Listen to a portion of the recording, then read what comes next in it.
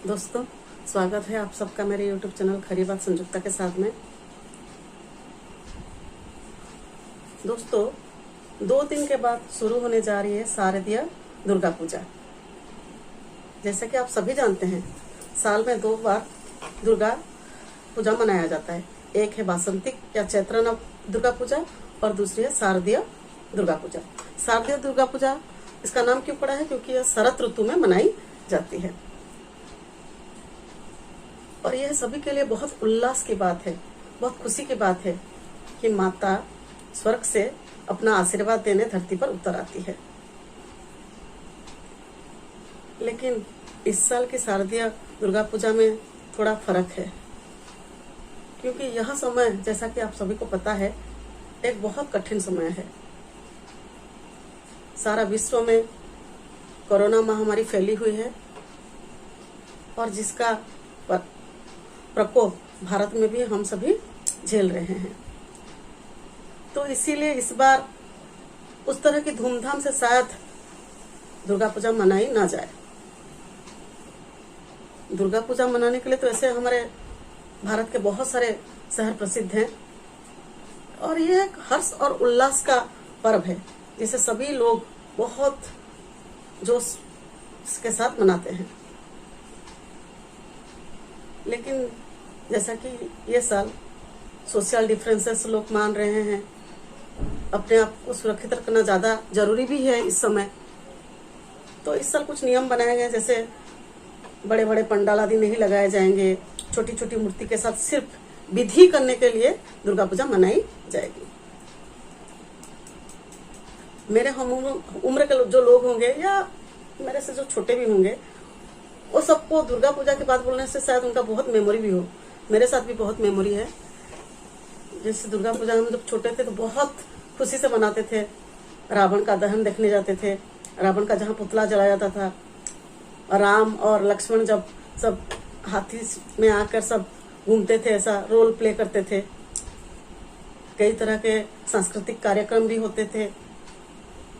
ये बहुत सारे जगहों में होती है, आपके शहर में भी होता होगा। तो ये सब इस साल नहीं होगा, लेकिन हम इस साल माता का आवाहन अपने घर में रहकर अपने पारिवारिक मित्रों के साथ तो कर ही सकते हैं। अब आप सब जानते हैं, देवी तो शक्ति स्वरूपा है। देवी दुर्गा जो है वो शक्ति स्वरूपा है, शक्ति प्रदायिनी, परम कल्याणी। और उनकी महानता कितने सारे पुराण में है। सिर्फ देवी दुर्गा के संबंध में एक मार्कंडेय पुराण में उनका वर्णन है, देवी भागवत में उनका वर्णन है। और ये देवी ऐसी हैं जिनको सभी देवता भी पूजते हैं। जितनी भी चीजें, जितने भी शब्द हैं, जैसे दया, क्षमा, शक्ति, विद्या, बुद्धि, ये सबको प्रदान करने वाली देवी ही है। ये है मातृ स्वरूपा।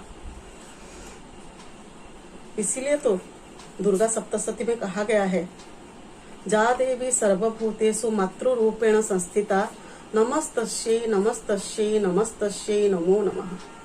इसका मतलब यह हुआ कि जो देवी सबके हृदय में मातृ रूप में स्थित है, उस देवी को हम नमस्कार करते हैं। देखिए, हम सबकी परिवार में तो एक माता होती है। ये तो है, जिस माता ने हमें जन्म दिया, हमें जन्मदायिनी जो है वो तो माता है। तो अगर पृथ्वी एक परिवार है, तो इस पृथ्वी में जो जितने लोग हैं उन सबकी भी माता तो होगी ना, और वो है देवी दुर्गा माँ। दुर्गा इस सब के साथ सभी दू नामक चीजों की परिहार होती है। सब दू नामक चीजें, जैसे दुर्नीति, दुर्गति, दुस्समय, दुस्सपन, ये सब दू का नाश हो जाता है देवी दुर्गा की हम जब स्मरण करते हैं।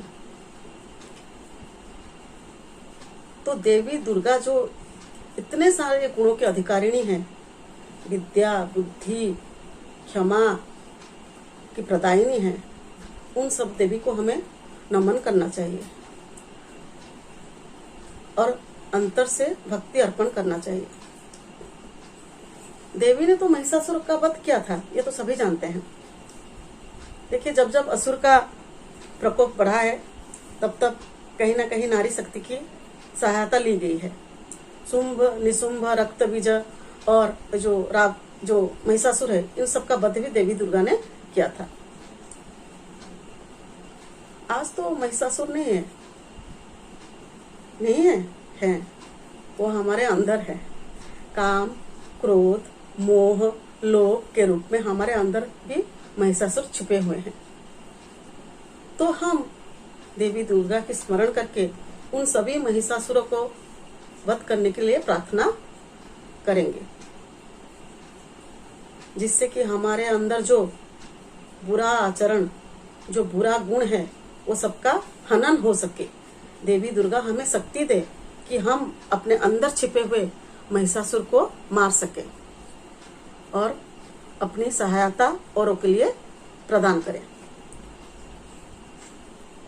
हम जब अपने अंदर के बुराइयों को मारेंगे, तभी हमारा भी उन्नति होगा, और जब हमारा उन्नति होगा तो हम जगत की उन्नति के लिए कार्य कर सकेंगे।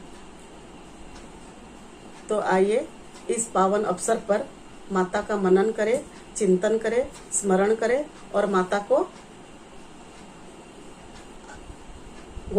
गुहार लगाएं कि वे हमें शक्ति दे, हमें प्रेरणा दे, हमें ज्ञान का अधिकारिणी बनाए, सत साहस दे। धन्यवाद।